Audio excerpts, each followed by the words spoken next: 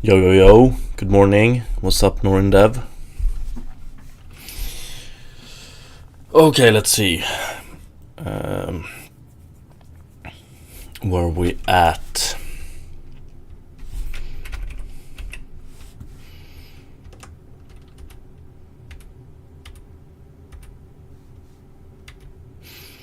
Okay, that right there is what I want to try and solve today. So we should be getting to this one and this.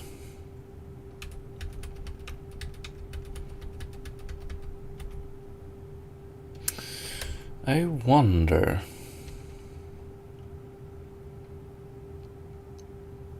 Yo, what's up by me? Yeah, you've missed a lot. But not really. Let's see.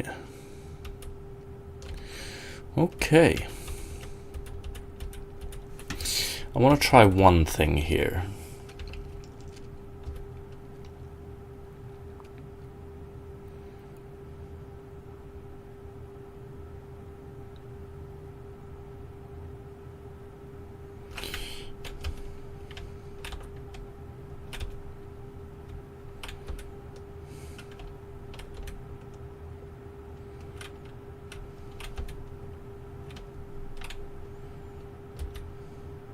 Yo, what's up? Good morning, E-Dragon.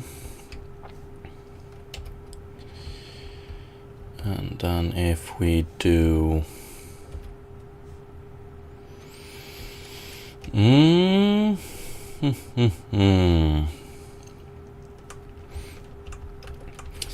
This I would have to... This I would want to fix as well. Definitely.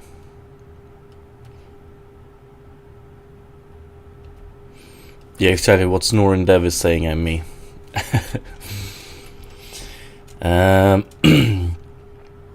But we're pretty much also just, we're like tuning this algorithm to work more slowly but surely, more and more converge towards how we actually want it to work. So fixing minor adjustments pretty much. And this is one. So we have a few. Since the new implementation can't really handle this edge sometimes, not so good. So for instance, here we go down to a little puddle again, but we should be getting up here. And if we add more here, we should add more and more water. Also, okay, so adding max water here, what do we get? We get this. That's pretty nice.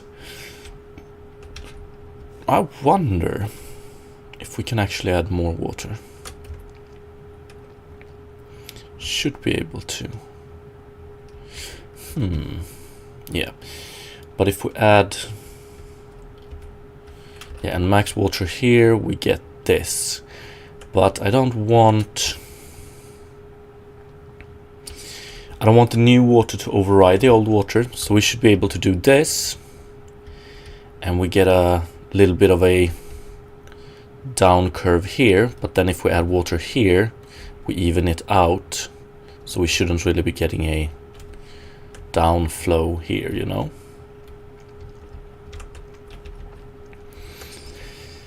I may... that answer to Norindev, I get enough of that in my head. This place is an escape. I can relate. I can relate.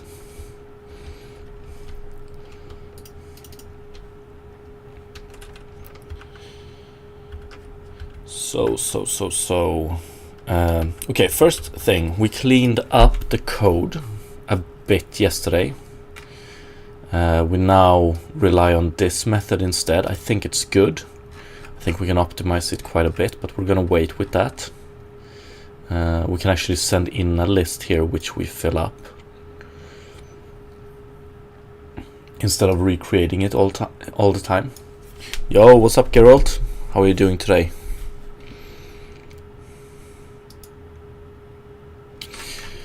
But the biggest thing yesterday was that we added this here. We have all the neighbors, We also have them sorted, which means that we have them sorted as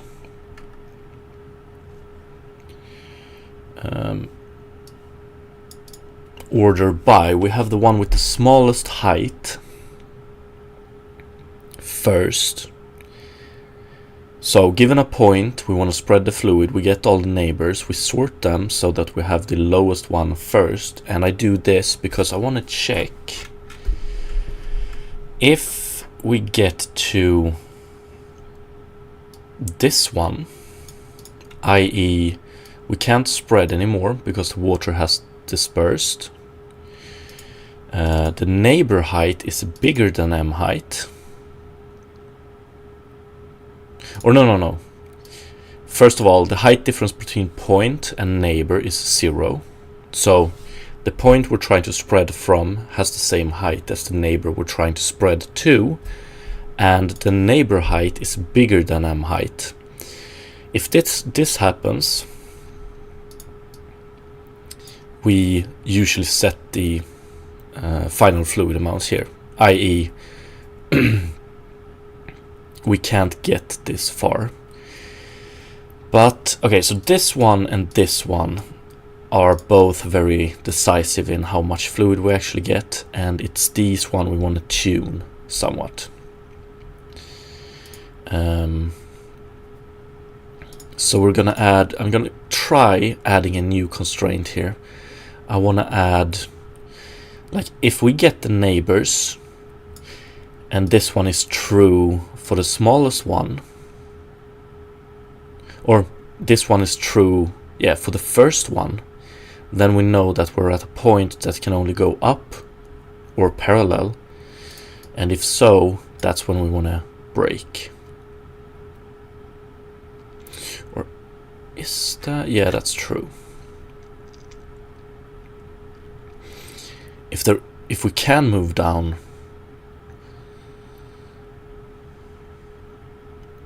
we should continue. Okay. Norrin, do you increase how much water there is by Y height or by volume? We do it by...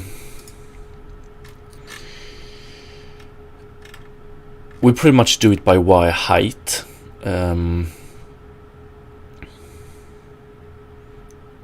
We do it by the height of the water. We always know that the water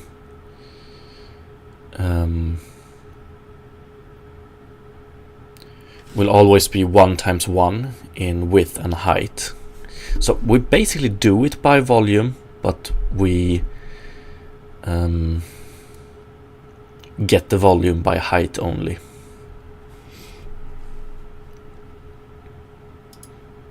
Yeah, so if we have points, they have a water amount of 1 times 1 times x, where x is water amount, so it basically is volume,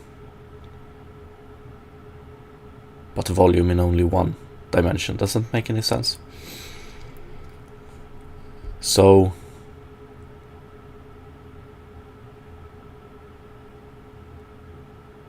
yeah, I'm gonna add a I is equal to 0 here. So if we get to a point where we can only move in parallel or up, and the height difference is 0, and n height is bigger than m height, then we break. I want to see what kind of result we get from this.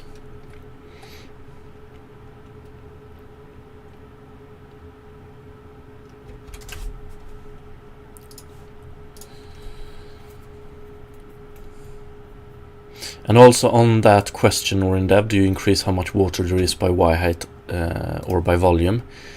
We don't really... how should I say this?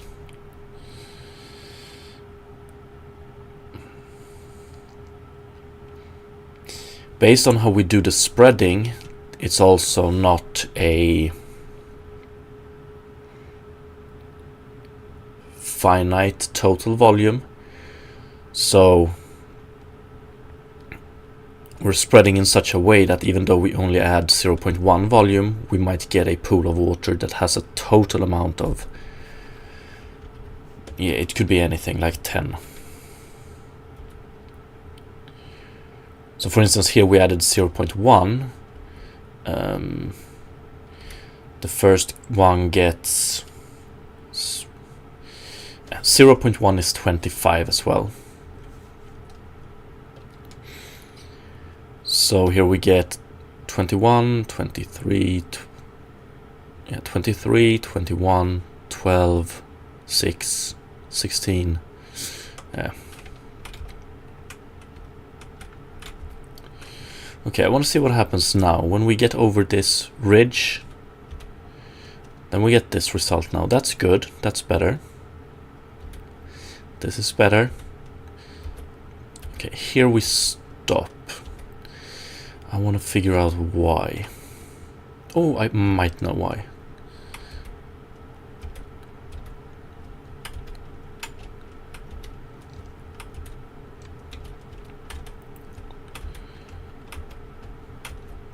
Okay, yeah, I know some improvements here as well. What's up, Mr. Quote? I think so. If India is correct.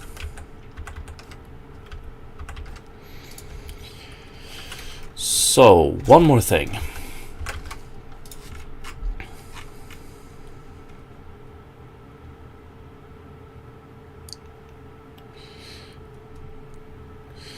Norin, so if you make a shallow pool, you get much more water.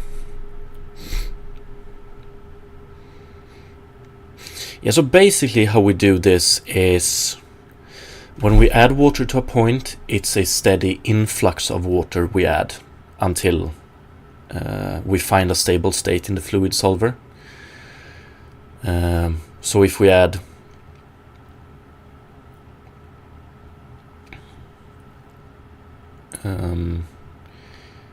0.1, or if we add 25 water to a point, we try to spread that 25 water until we reach a point where we can't spread it no more, and we can't spread it.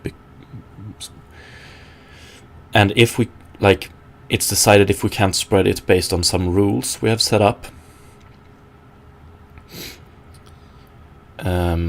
So yeah, if we add 25 water to a big shallow pool where maybe like 10 times 10 cells can hold 25 water, then we will add 25 water to all of those cells. It's yeah. So we pretty much we add 25 water to a cell, then we try to spread it to all neighboring cells. If we move in parallel, the amount of water is lost is very small. If we move upwards, the amount of water we lost is equal to the distance we move up. And if we move down, we actually don't lose any water. And then we have 3 such steps as well.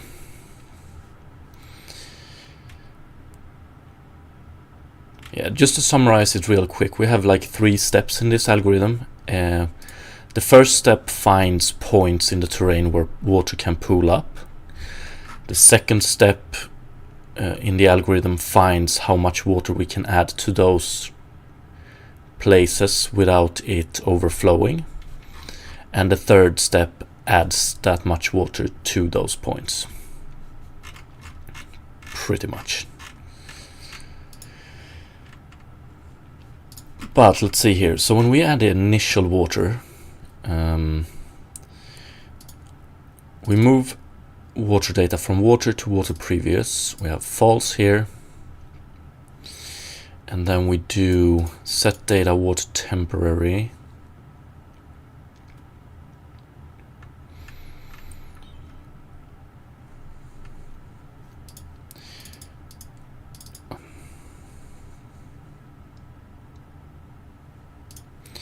Then we move water temporary to water.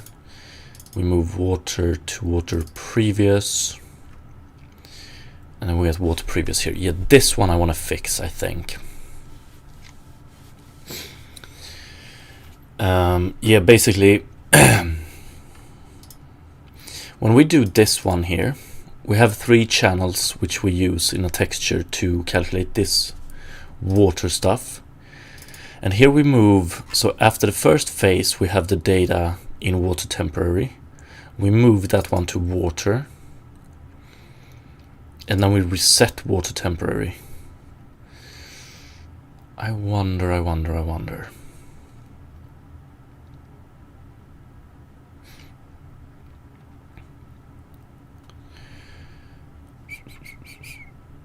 Yeah, I don't think I wanna... So when we do the second phase here, when we calculate how much water something should have, we actually reset water temporary, so all cells have 0 water. That's not what I want to do, because if so, we won't have any... We won't have any history, basically.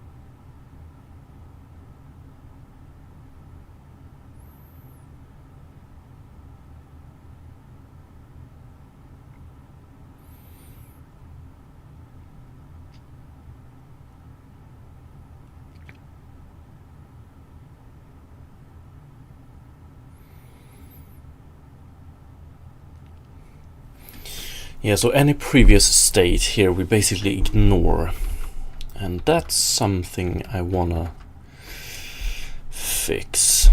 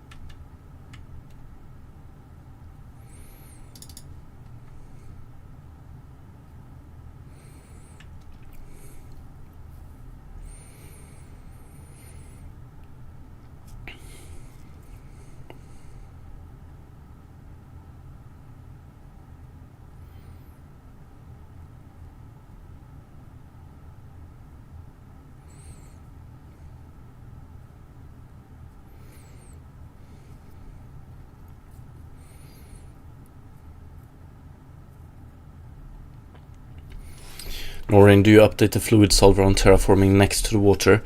Currently, we don't, but we're gonna add that soon enough. I think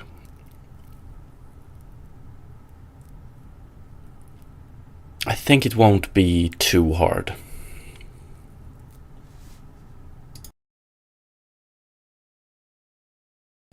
But we will see about that.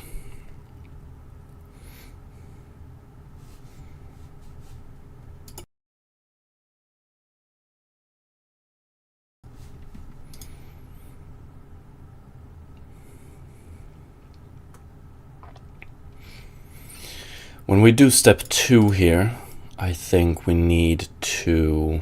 Fuck, is it step 2?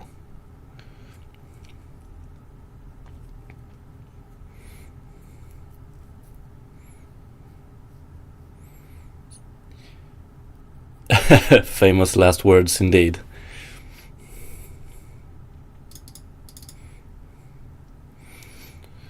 I want to make it work exactly how I want it to behave on static terrain first, and then we're gonna dive into that task.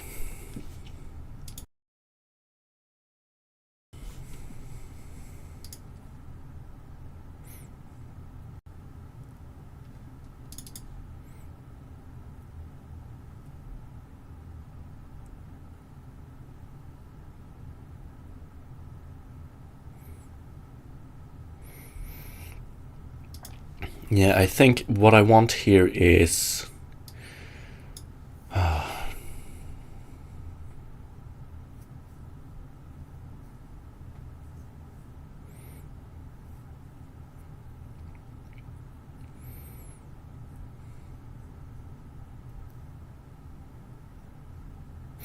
okay, let me just try to explain this first and see if it makes more sense.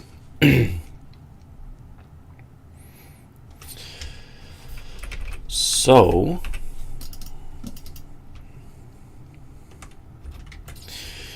if I add 0.1 water here, so 25 water, we get a result like this, pretty much. We find this minima, we calculate how much water we can add,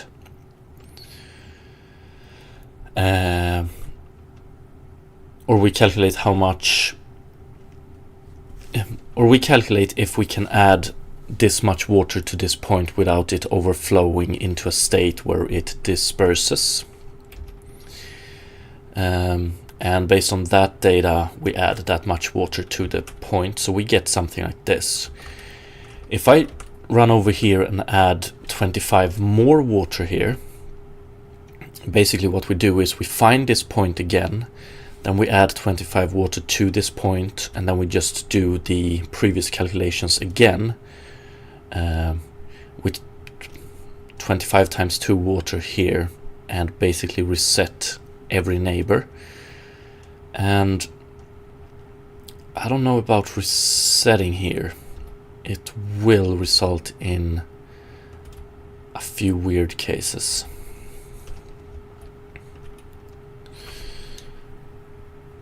Basically, if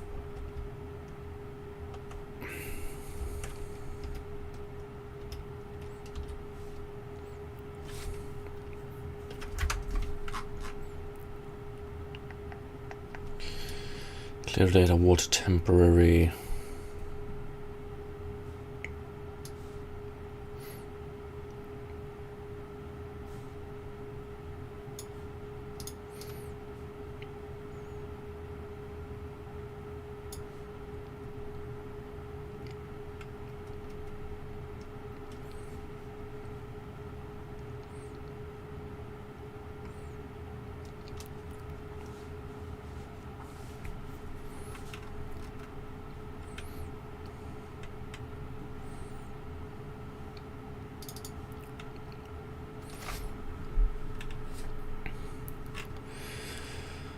Okay, let's see here.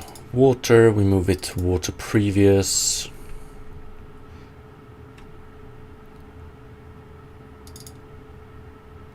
Then we take water temporary, put it in water. We do S plus D.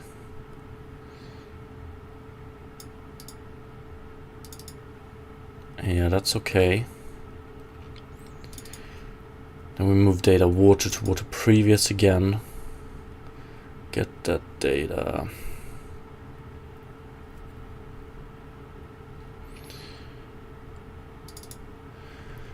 Water temporary.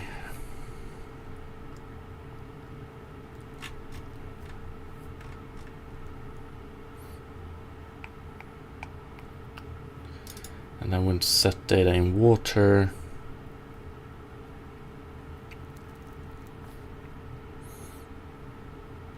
Okay, so yeah, this is the problem. I wonder.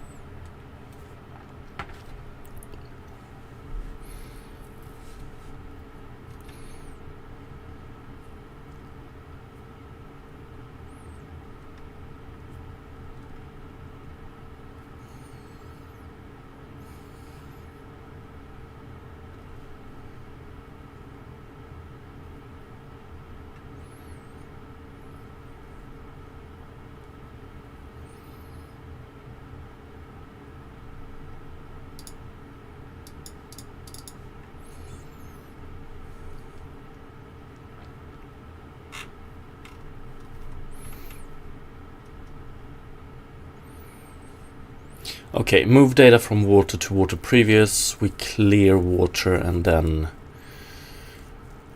we're basically fucked. I wonder why. Do I want to clear this one here? Water previous.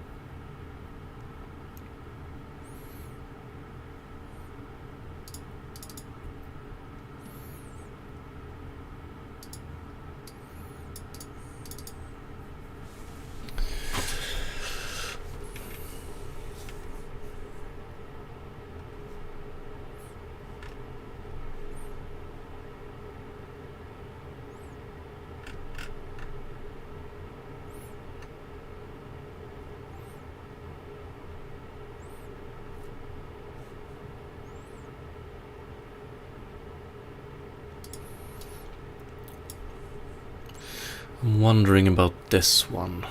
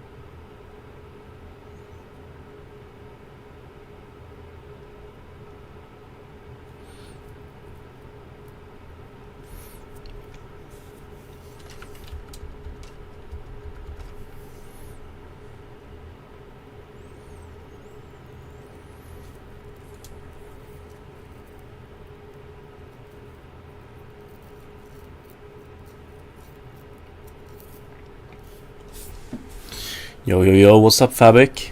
How are you doing today?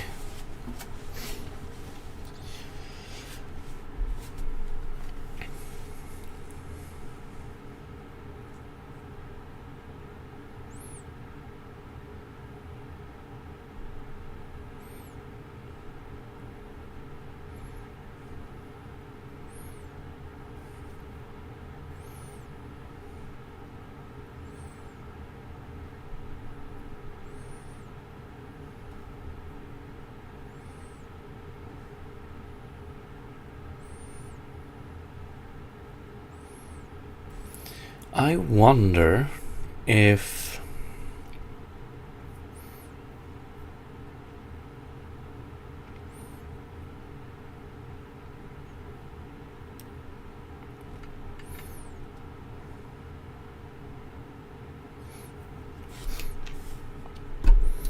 Fabik finally got some sleep. Nice. Or are you talking about me? I'm doing good. I'm doing good.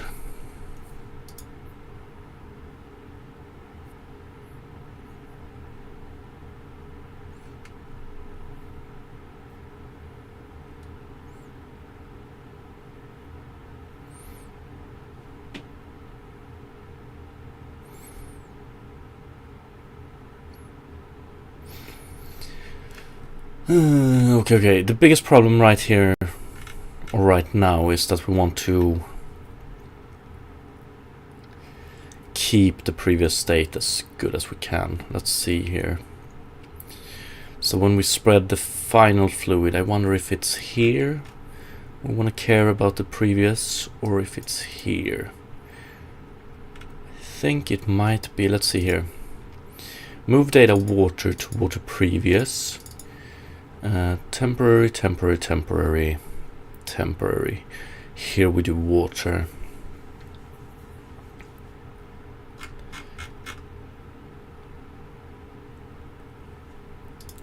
I wonder what would happen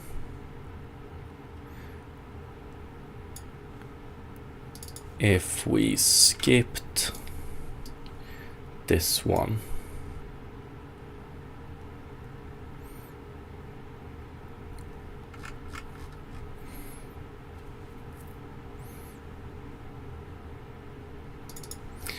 Spread fluid to neighbor.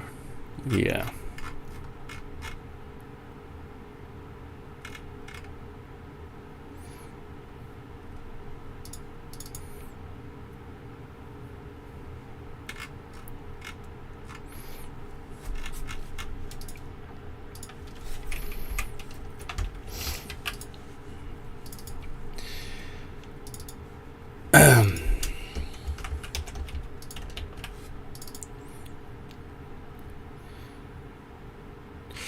But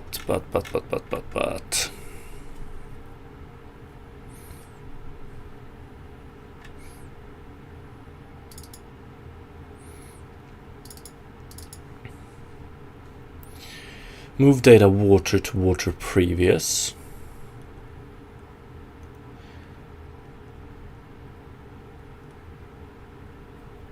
Yes. Then we move water temporary to water, which means that we now have a pretty... We have a screwed up result here. Water temporary to water. That's okay.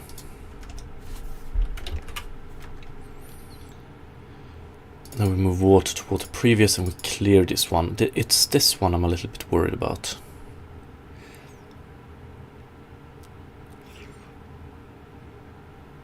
Why did I decide to do this?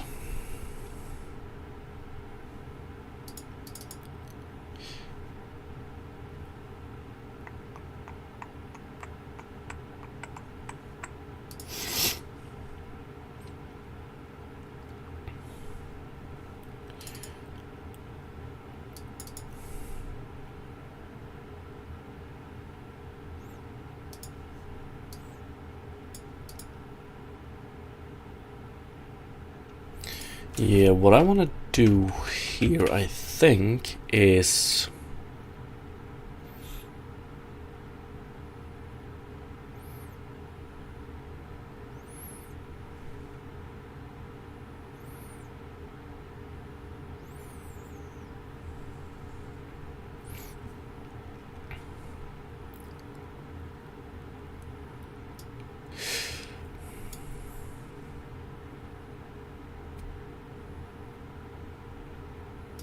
The only reason this is done is basically for future visualization of this. So when we do the water influx, I want to be able to visualize that, and By doing this, we do it by water, yes. Then we send it to the GPU as well, that's good. But whatever data we set in water here is going to be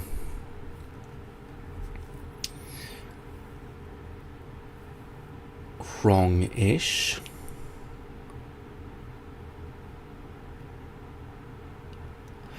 So what I think I would like to do as well is probably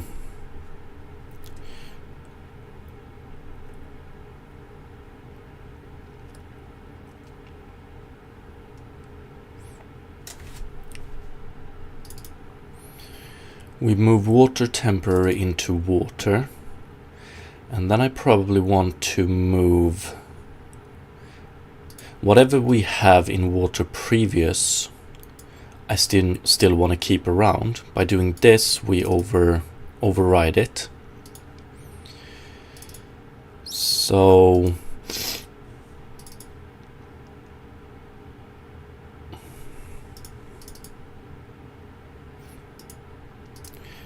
I think instead of doing this here, move data water to water previous, I think we want to do water previous into water.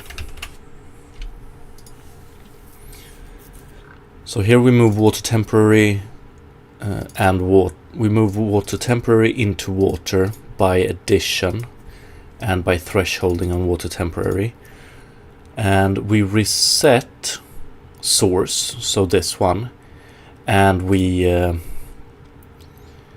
apply it as well, i.e. we send it to the GPU. So the GPU has this data now. Whatever we have at this point is what the GPU have or has. And then we do a move data water previous to water. Here we reset water previous, which I don't want to do.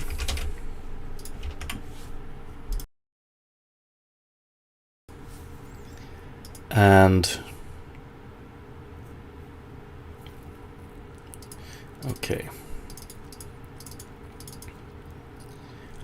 water temporary is reset, so then we work with it here. And the reason I want to have, let's see here, this one in here is because when we spread the fluid to neighbors, we want to test. So if a neighbor already has more water, we quit.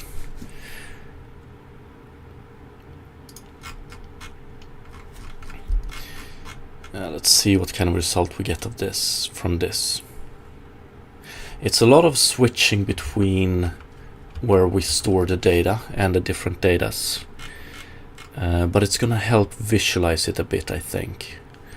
So when we do water terraforming, we take the current state of the water, we put it in water previous.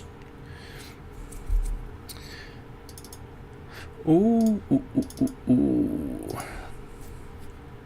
Fluid amount, start fluid amount. Yeah, this one we want to fix as well, I think. Or maybe not. No, we don't.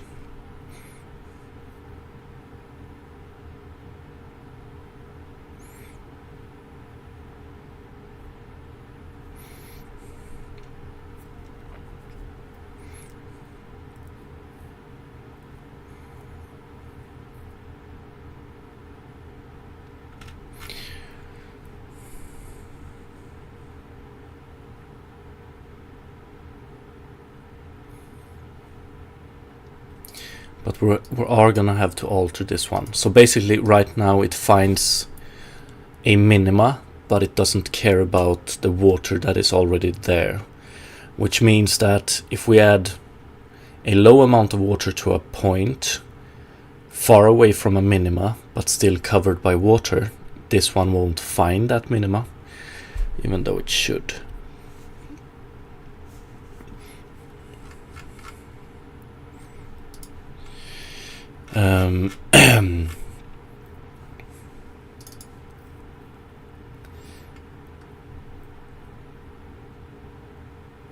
Yeah, I think we're gonna do,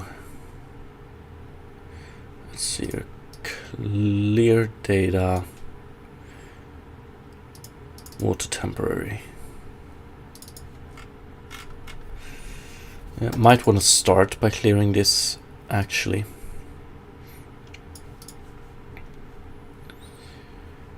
But let's see. Yeah, maybe we should.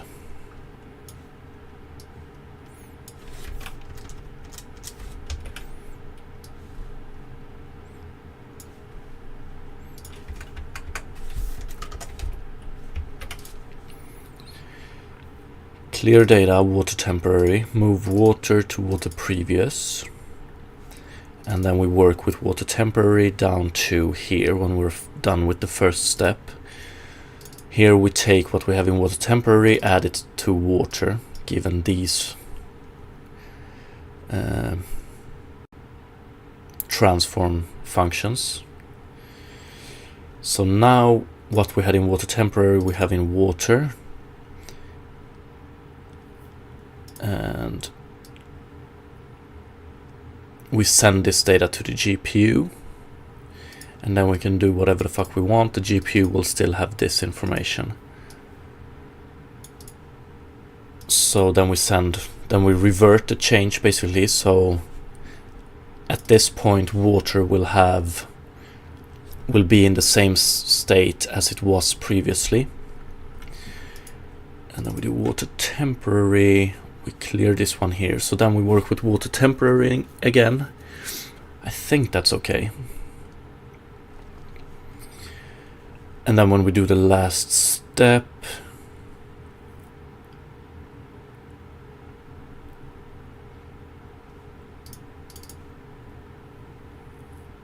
final fluid amount.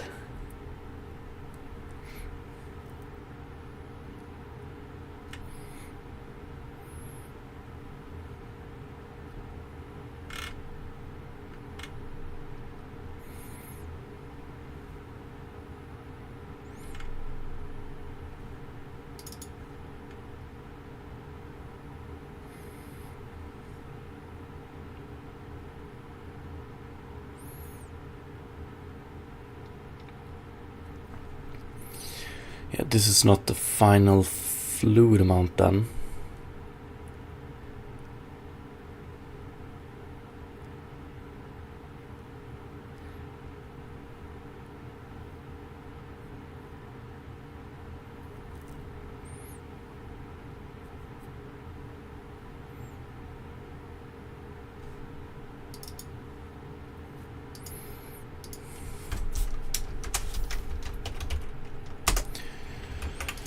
Think we need to do that, unfortunately.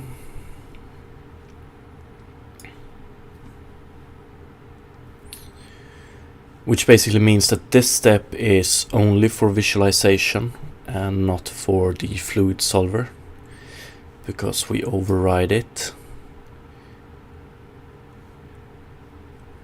Yeah.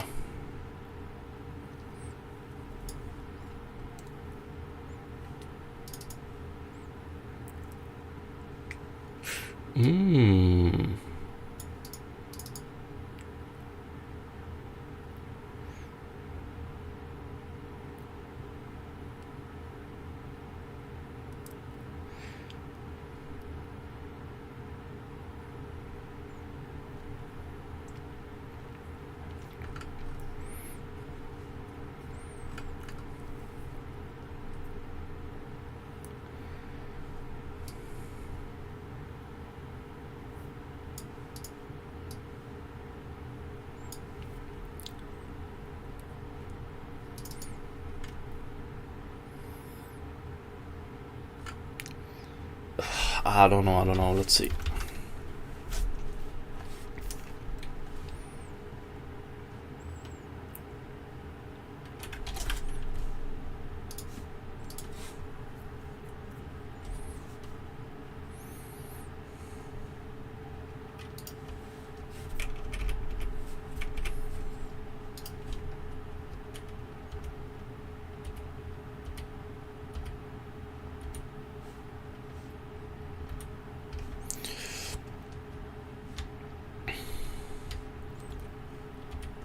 Okay, good. Good. Beautiful. Gives a little bit more control.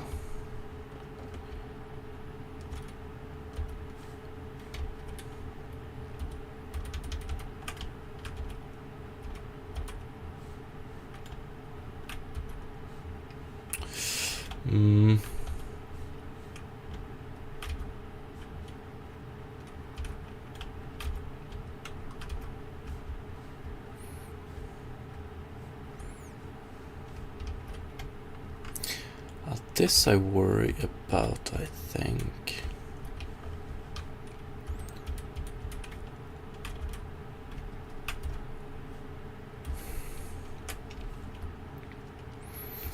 A little bit closer at least. Appreciate it, Fabic, but not there just yet. I wonder if we add one here, we get a little bit of a pool here, we get water falling down here, then we should be able to add more here, more. But what happens if we add...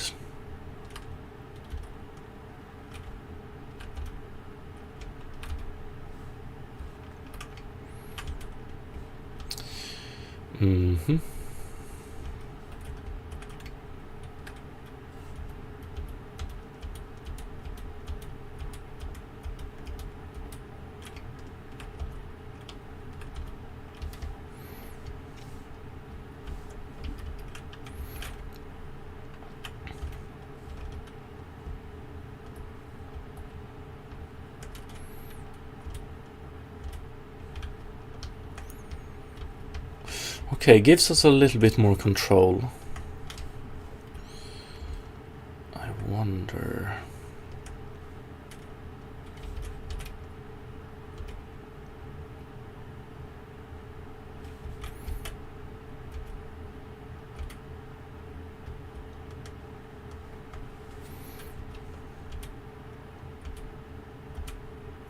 Okay. Yeah.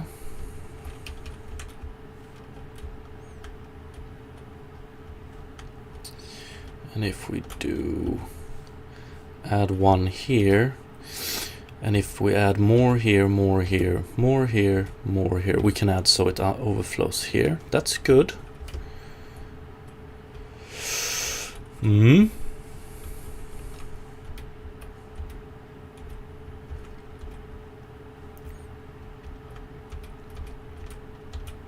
I think we can, or maybe not this one, but we can overflow this one, I think, or can we?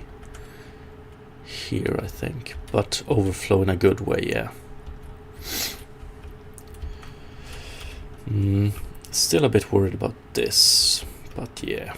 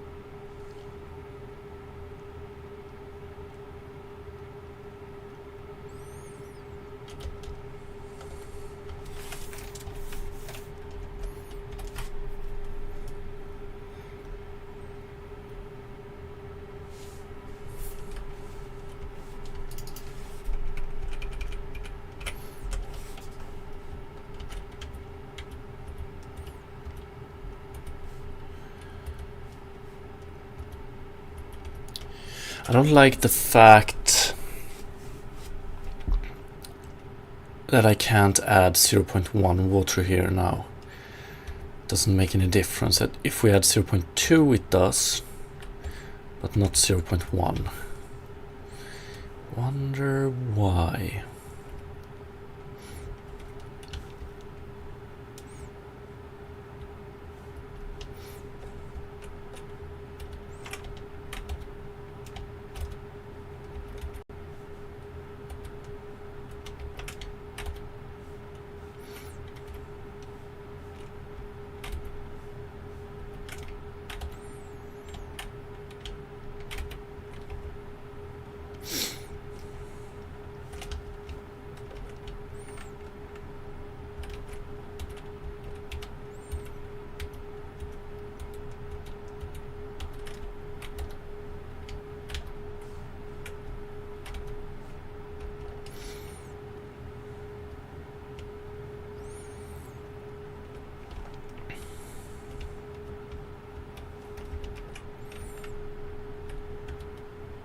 Okay, that's not good.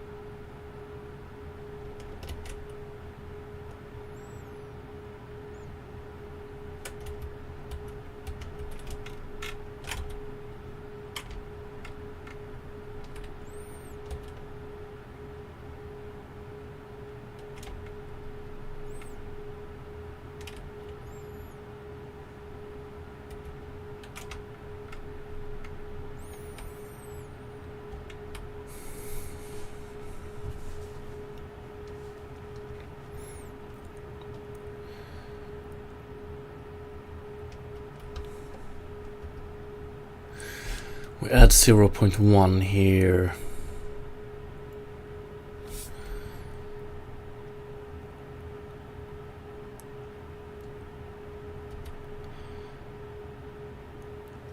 And we reduce it.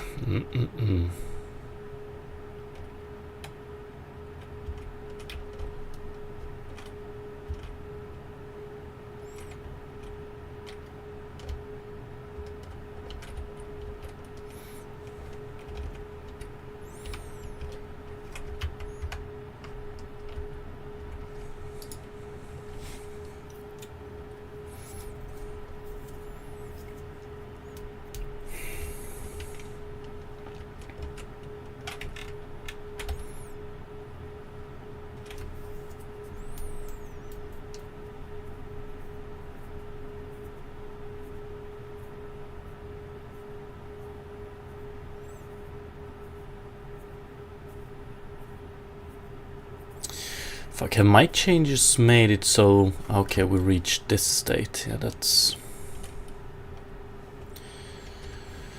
I'm okay with that.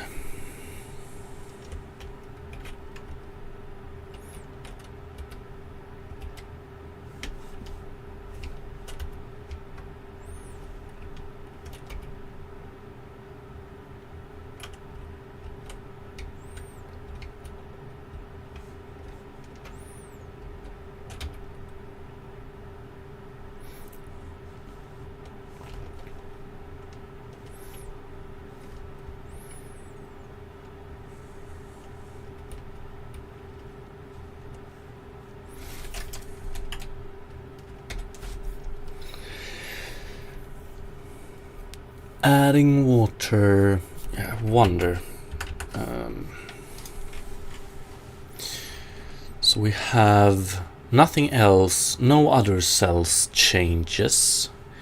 It's only this one, so it's this one. This one becomes smaller than this one. We just do a set data here. Yeah, that's wrong.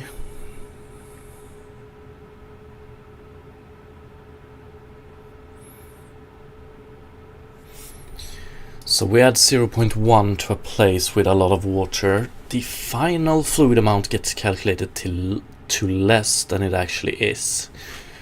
It's because this step doesn't take into account the previous one. So to just fix that specific issue,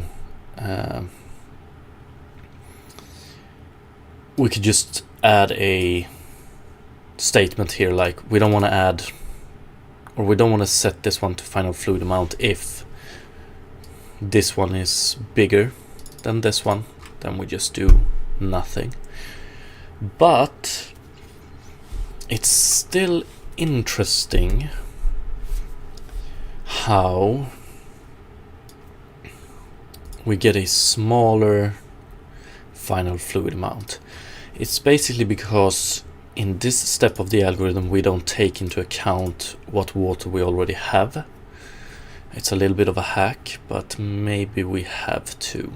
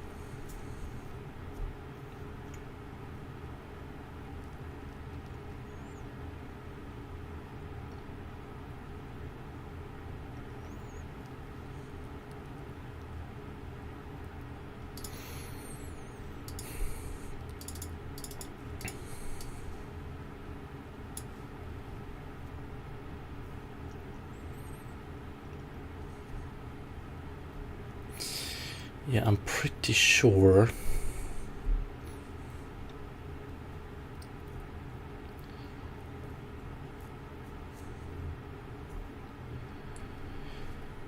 that we don't want a clean slate here either.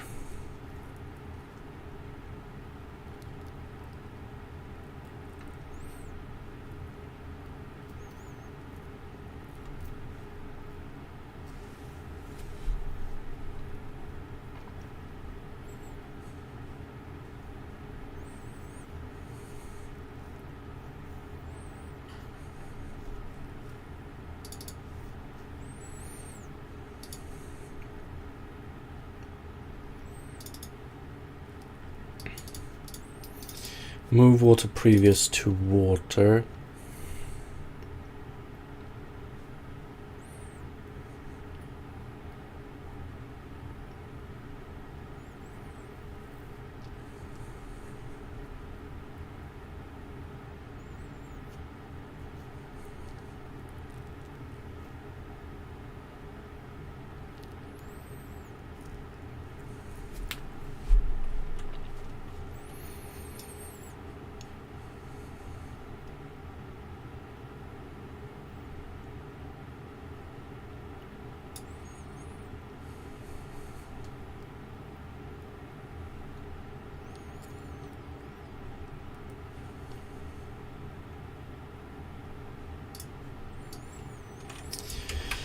I want to see what happens if we also do water to water temporary.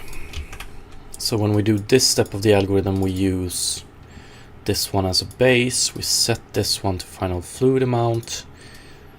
Might reduce it.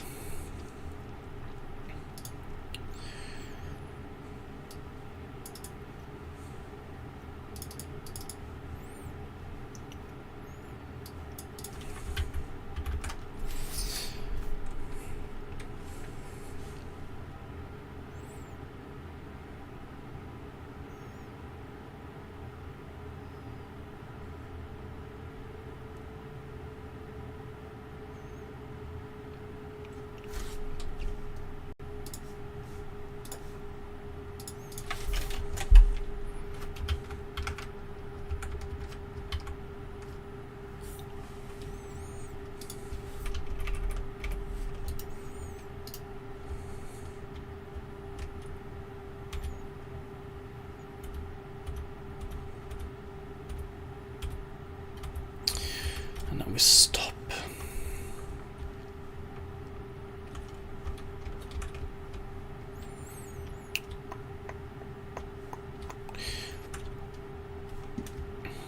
Yeah, I think it's time to, let's see here.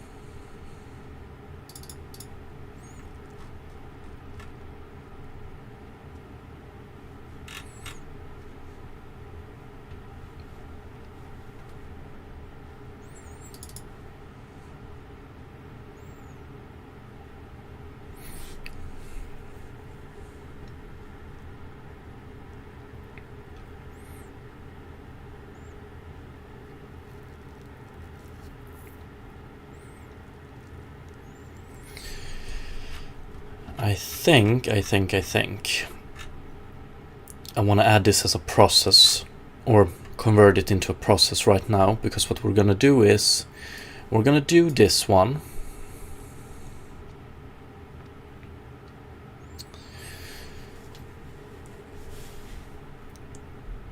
We want to find a point here.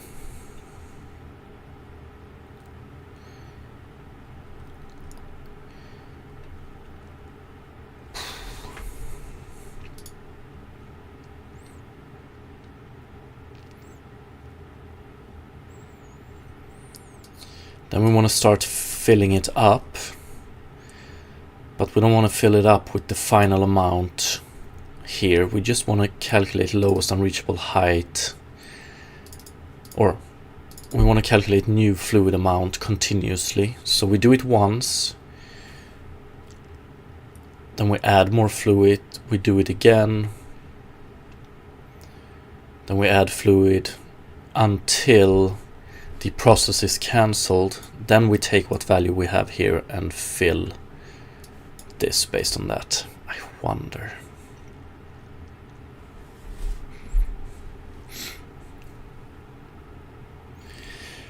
think.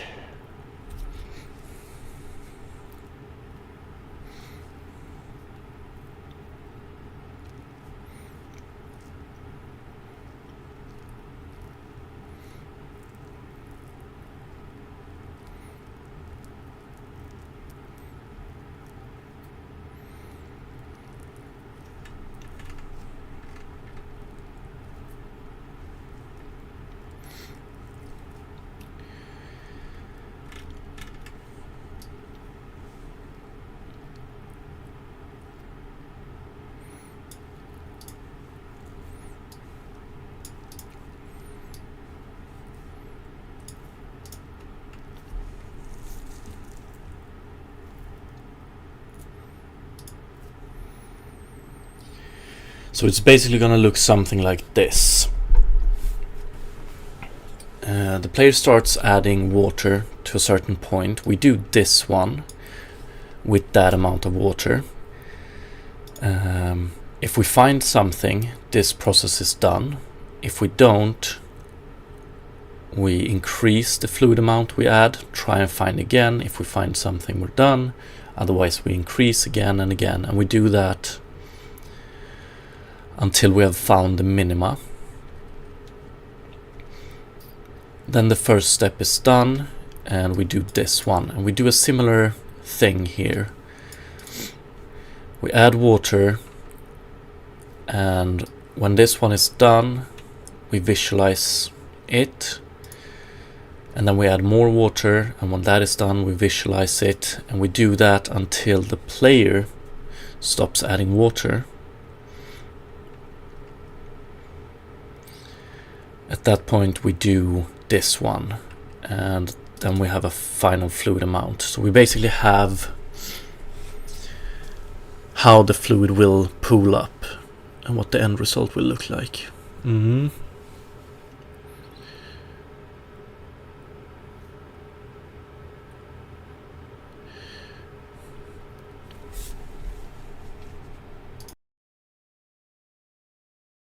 Yeah, do we have enough channels in? Yeah, I think we do. So we work with water temporary here. We take what we have in water, we put it in water previous. We do all of this.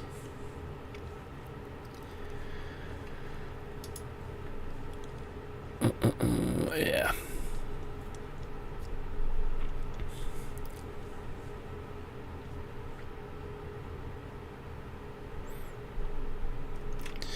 Do I want to introduce a second thread already or not?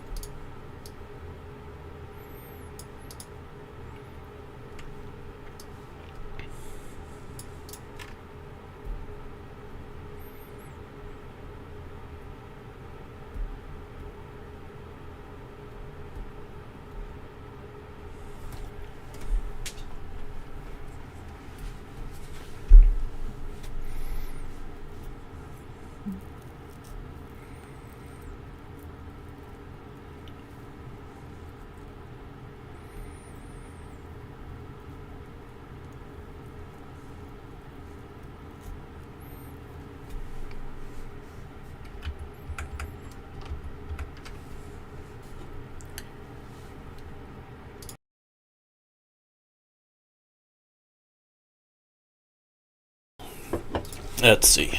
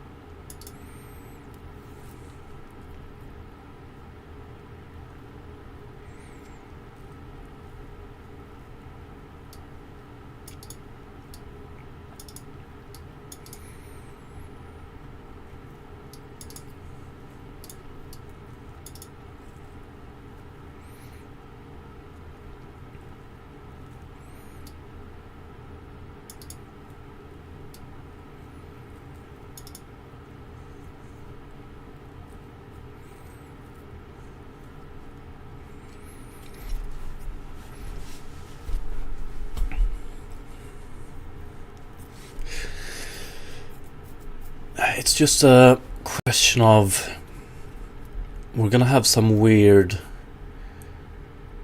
messaging here between the main thread and this one. Both the main thread can terminate this thread, and this thread can move from different phases on its own.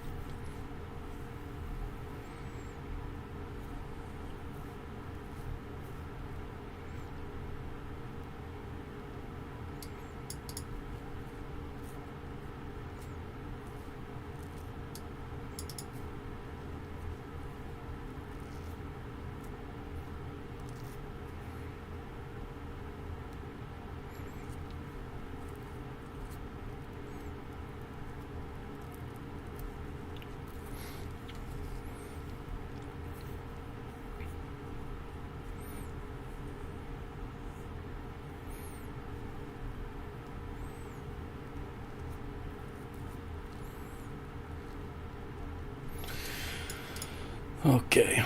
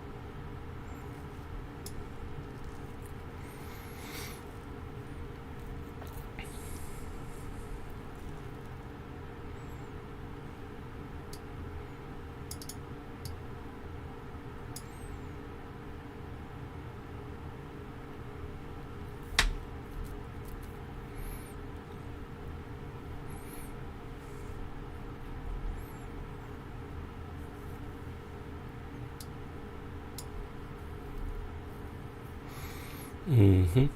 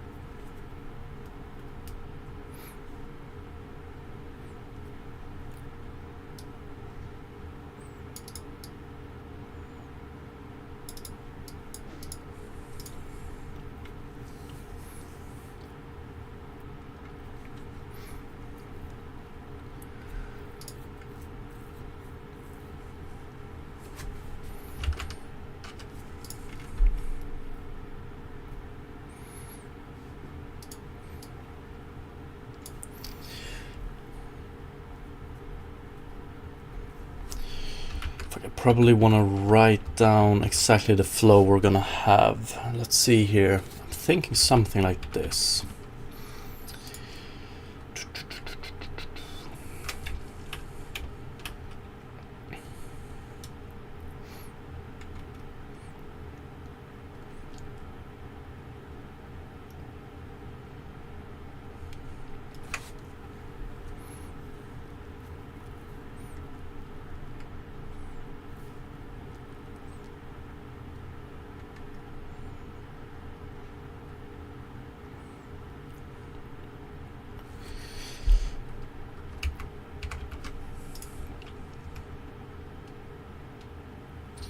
What did we call this one eventually? We called it...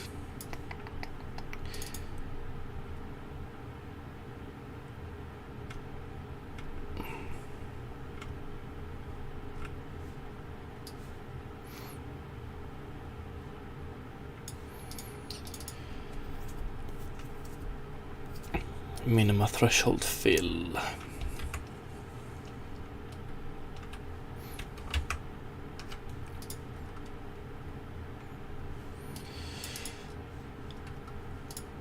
Yes.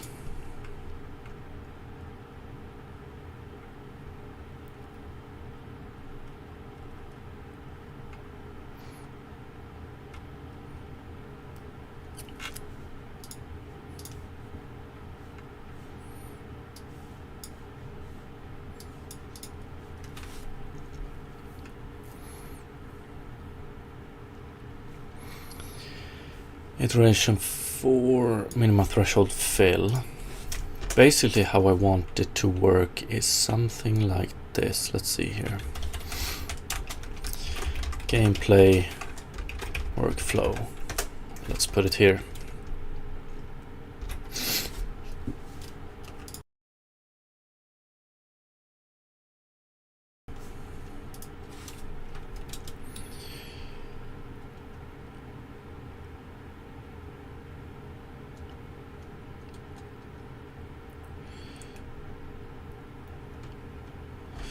Player starts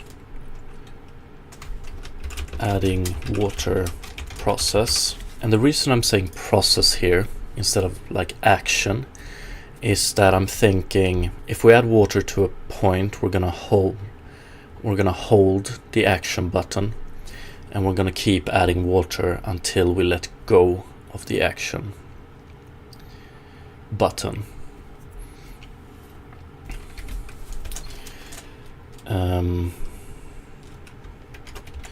Create separate thread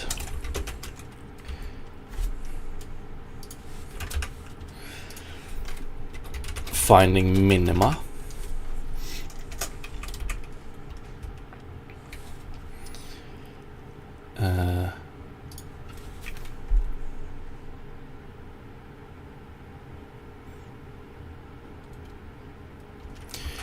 Wait.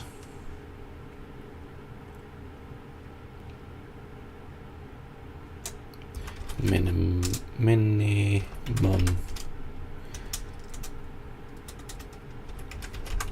water amount. Create separate thread finding minima.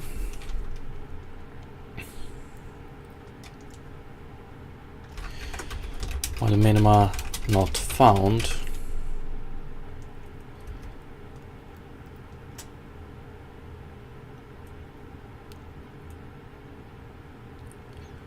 increase water amount.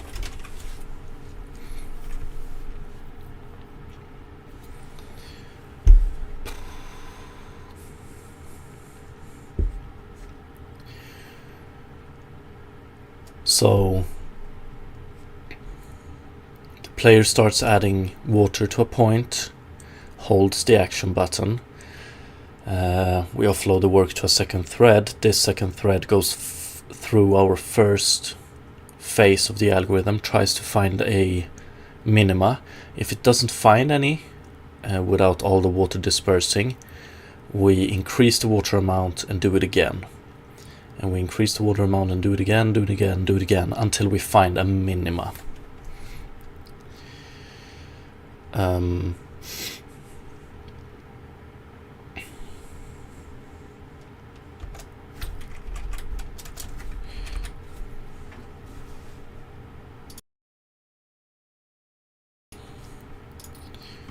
Did I have a name for these?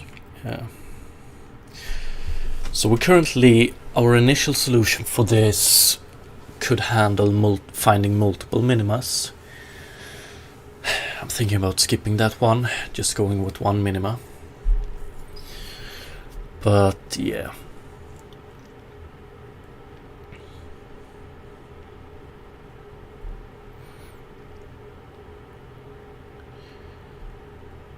When we have the minima, add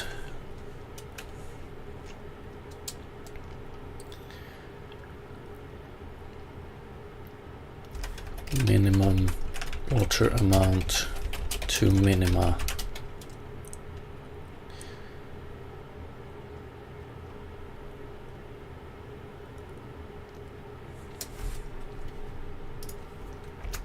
Pretty much like this. While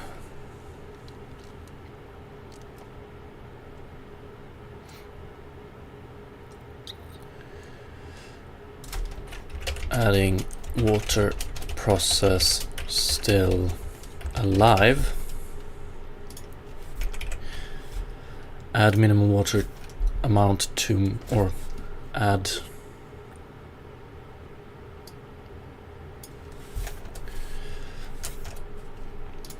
water amount to minima.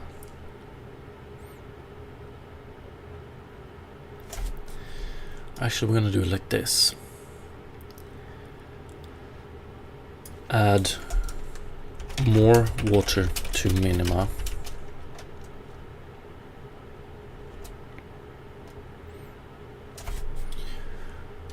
Add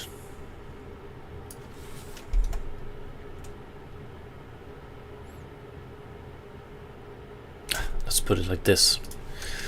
Add more water to minima. Calculate spread. Calculate spread. Highest point, lowest, and lowest unreachable point, basically.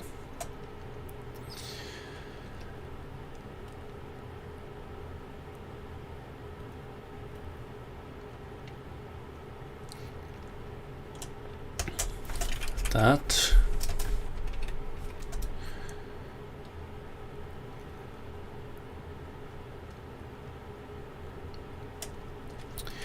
Calculate final spread based on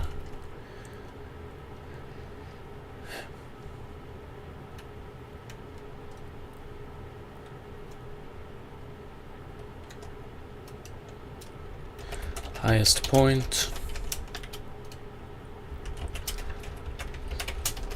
reachable point.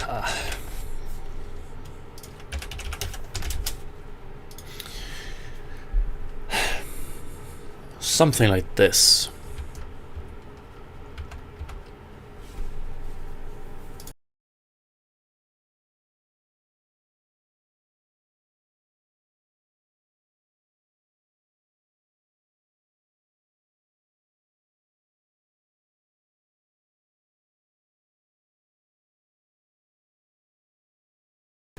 So what I'm defining here is basically how we should separate our algorithm based on player input and what values we find. So player starts adding water process with minimum water amount. So that's basically this call, the call to this function. While a minimum not found, increase water amount. So start fluid amount is the smallest one possible. We do this, and then we start doing this. At the end of this one, if final points is empty, that means that we haven't found a minima. So then we increase the water amount, and we do this again, and we keep on doing that until we have found a minima.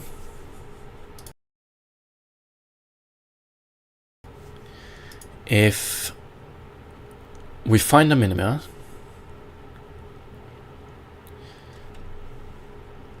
final points is not empty, so we exit this while loop. We go on to the next step, and basically what we have at this one is we know the minima that we're gonna reach. So now we start adding process, like while adding water process is still alive.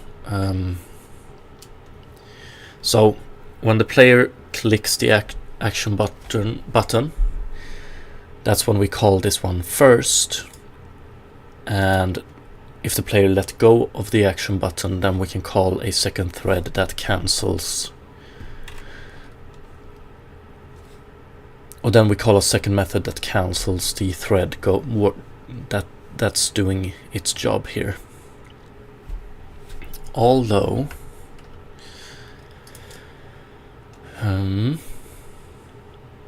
yeah, so while the player is holding the button and we have found a minima, we add more water to the minima, and then we calculate spread, highest point, and so on. So we basically do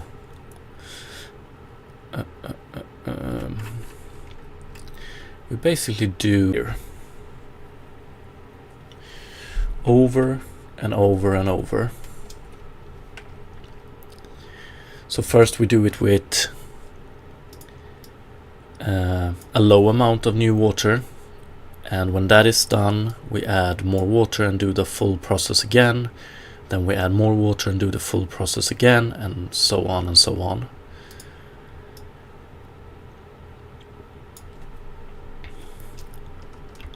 And it's only when the player stops holding the button that we exit this process. And at this point we want to check if we have a new final fluid amount. If we do, that's when we just do this step, which pretty much fills up the area without allowing for overflow. It's a little bit of a mess, but What communication do we really care about? The second thread will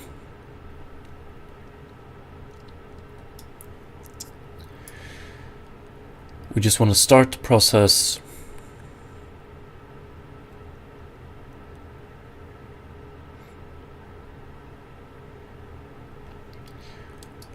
Let it do its thing, and then based on... Yeah, maybe we can just let the thread do its work until it gets a cancel call. And when it gets a cancel call, it will take what it has and write it to the texture, basically. Or it will take what it has at its previously final state, so the one we reached before we called the cancel, if that is an acceptable state. If it's not, we just disperse all water and we're done. I wonder.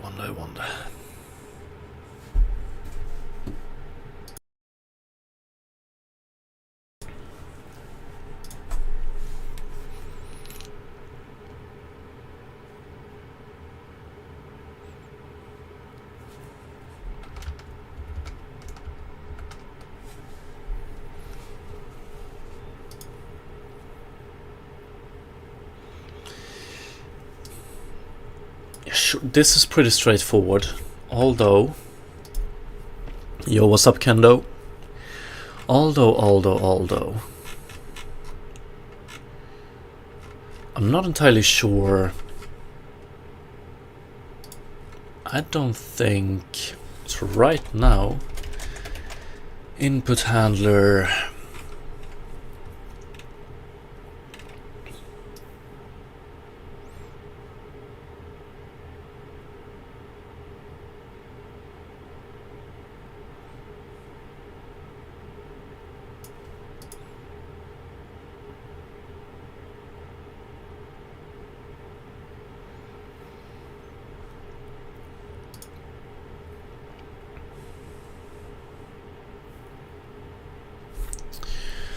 Right now,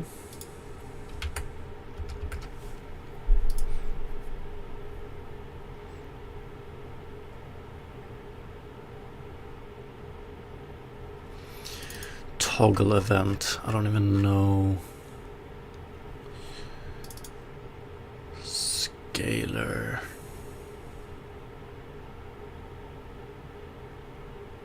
Oh yeah.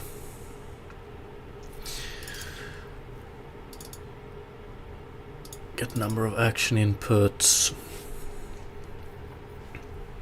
Yeah, right now we don't really have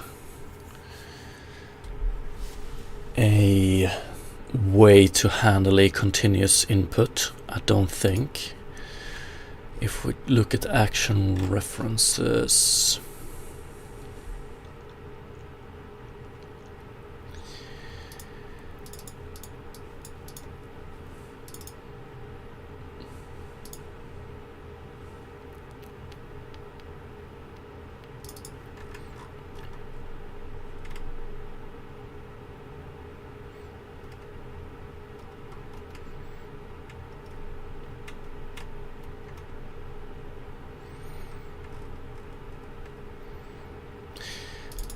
that's true. So we don't do it here. We just... Okay, we define how many action buttons we have. And then it's actually up for input to action map to handle it. And here we do bind action, unbind action.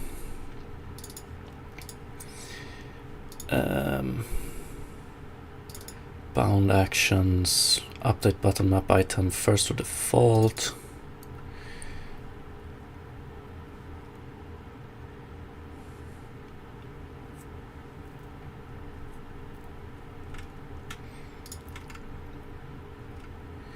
Yeah, and then we call invoke.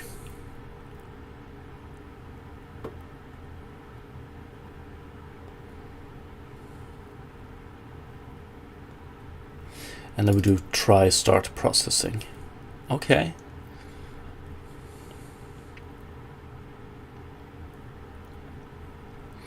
Yes, okay, I think I like this. Okay, so we're not gonna go with holding the button, not for now at least. We start the process, and then if we click again, we stop the process, or if we start moving around, basically. I like this. So, action terraform.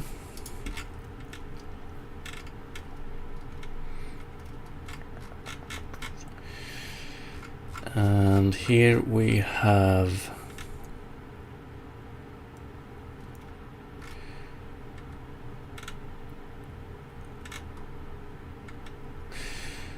start processing, stop processing, start coroutine.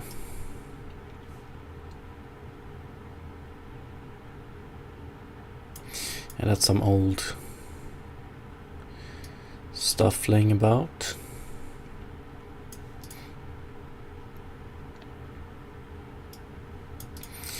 Start coroutine terraform, and what we do here, yeah, try stop processing. Okay.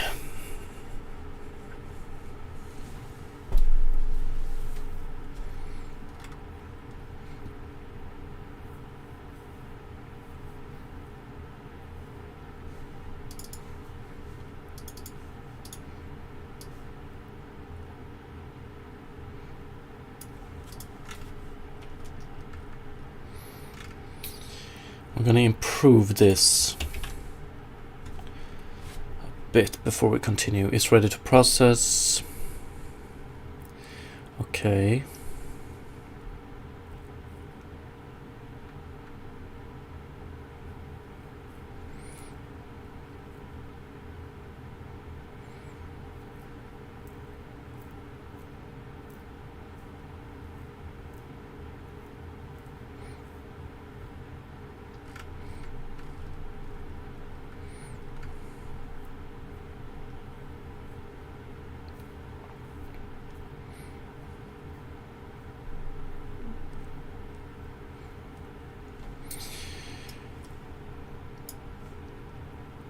The flow, the only thing we need to do here is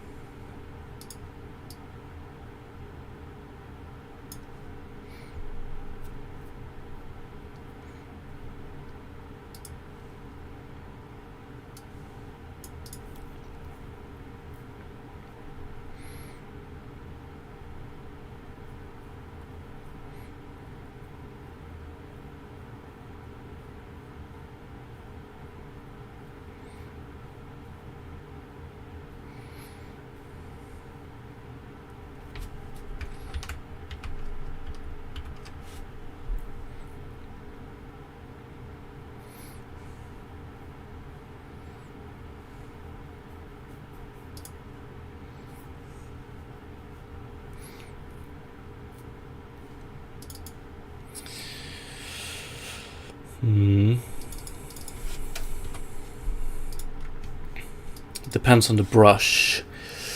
I guess we can terraform brush range. What do we have? Brush operation. Now we have terrain data type. So type here. We're gonna have to force action terraform to behave differently depending on the terrain data type we have here.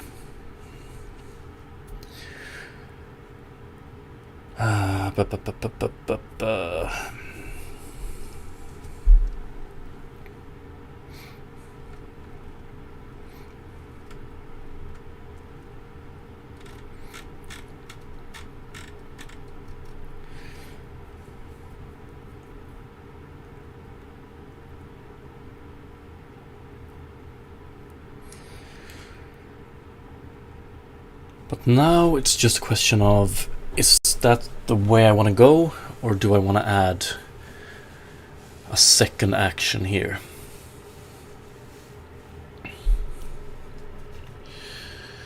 Like what I'm getting at is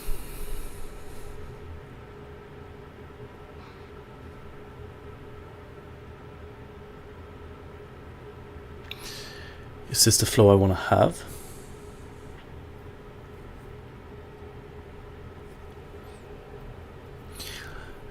Lily Storm, can you help me prove the primes from 100 trill to 100 trill and 100k? No. But good luck though.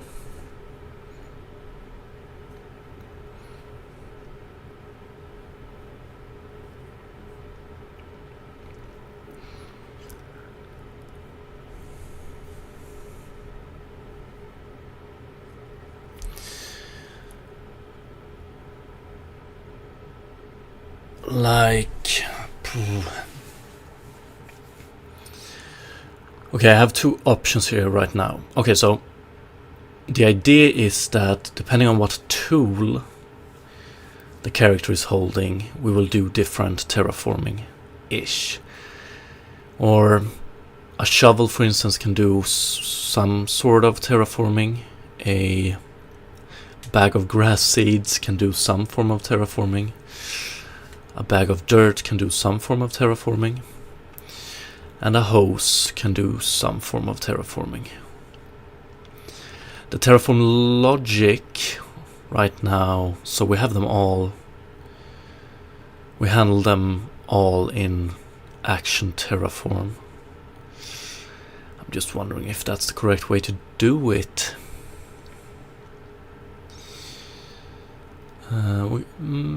We might continue going in that direction and then just do some restructuring later down the road.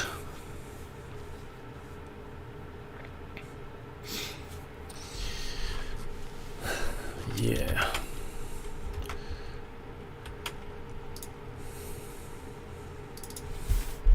Update terrain data, terraform brush is mesh dependent. Apply terraform brush is within bounds. The alter terrain data in here we do, yeah, if it's water previous, if it's water. This if statement here, probably wanna move this one.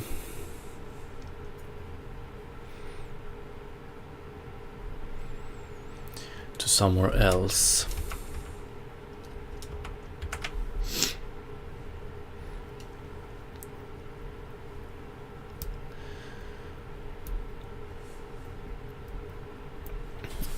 Basically what it comes down to is action terraform is going to call this one, but it turns out that our brush is, we have a type water, so we want to add fluid to this terrain patch, as opposed to now our adding the fluid will be a process instead of an action, so it won't instantly happen. Instead it will process until the player cancels it, which means that this one, terraform, we're gonna create a new thread here, and we're not gonna call this one. I don't even know if, nah, we don't want to have this as a coroutine anymore. But so given that it's a water terraform we're doing, if we start processing, we won't automatically stop processing. Instead, we're gonna call that one ourselves. Description.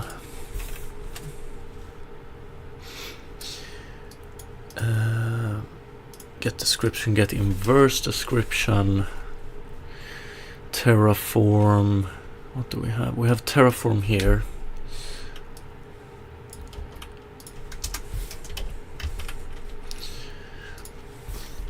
Cancel terraform.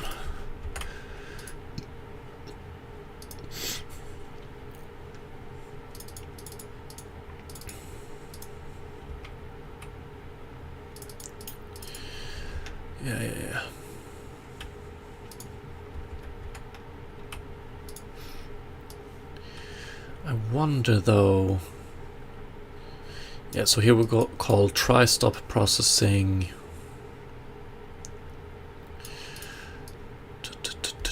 Yeah, so here we want to do additional stuff. Here we want to cancel a thread as well. Or we want to cancel a thread, let the thread do its additional calculations, and deliver its result, basically.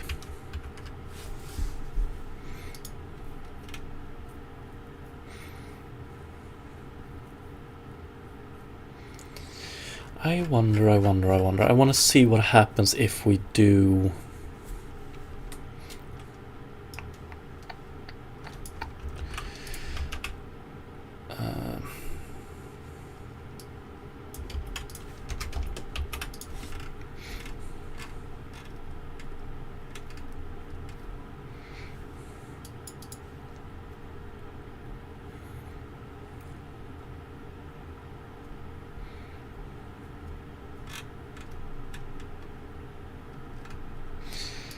yeah, we don't want to do it like this.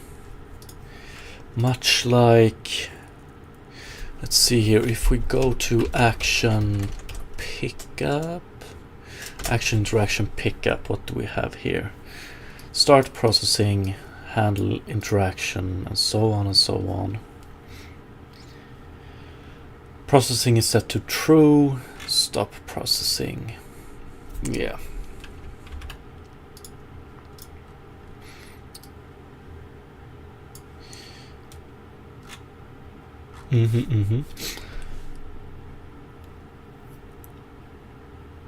But I want to see what happens if we just do it like this.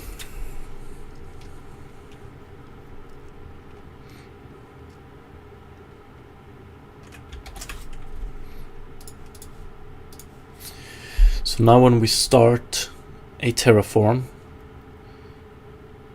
I guess we will be in a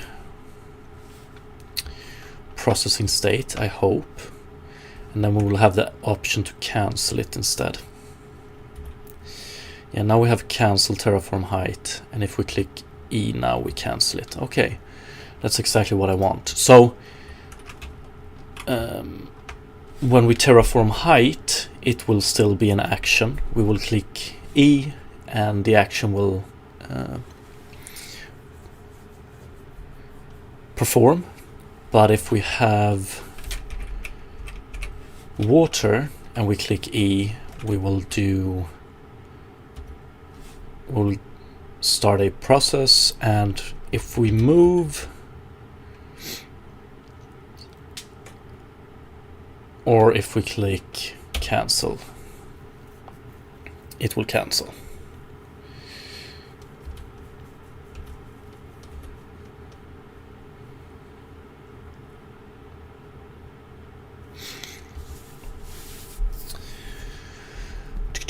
Yes. So I wonder... First of all, having this as a coroutine, or do I want to have it as a coroutine?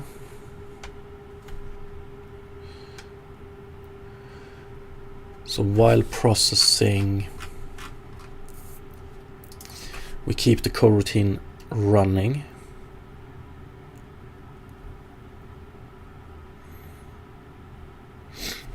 Yep, because we want to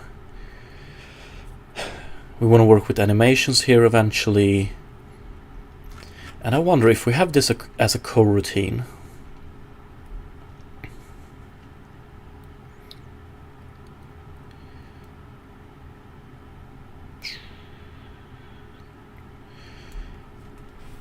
I wonder if we can do some checks, like we can ask the second thread a few things. Fabric, how about async await? Yeah, that is what we're gonna work with on the thread side. Yes. but I'm wondering if I want to keep this as a... So like, the question is now, when we do terraforming, I do want my main thread to know about it and have control over it.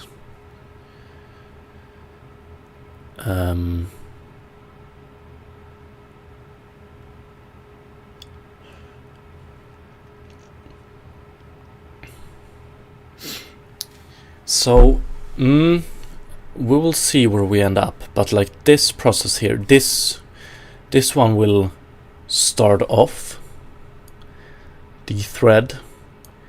So we want this one to handle the starting of the thread. We want this one to handle checking the states of the thread. And we want this one to end the thread running and do something with the result.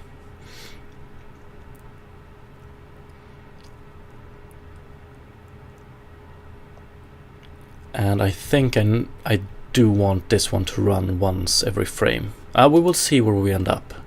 It's all a blur right now.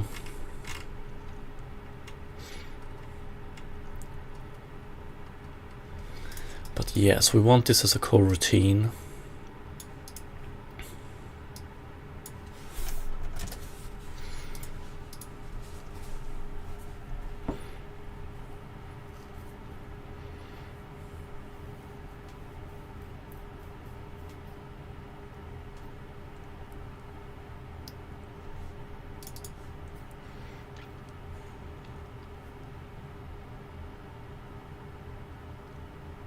Okay, I think I have a pretty clear picture of what we're going to do the first iteration here. But I won't have time to do it today. But basically, yes, we're going to add an option here for this one being handled as a process instead of an action. And when we have that, we can start implementing the thread. Fabi, can't you check if water terrain thread is busy? Yeah, that's probably what we're going to do. Like, I love this input. Like, threading in C# I haven't done close to nothing with it, so every input is going to be good input. PG King, good morning. Bad timing, I'm going to quit for today. Now I have to run, but we'll continue tomorrow. Pick it up just right here where we left off. So yeah, thanks for watching everybody, and have a great rest of the day. Peace.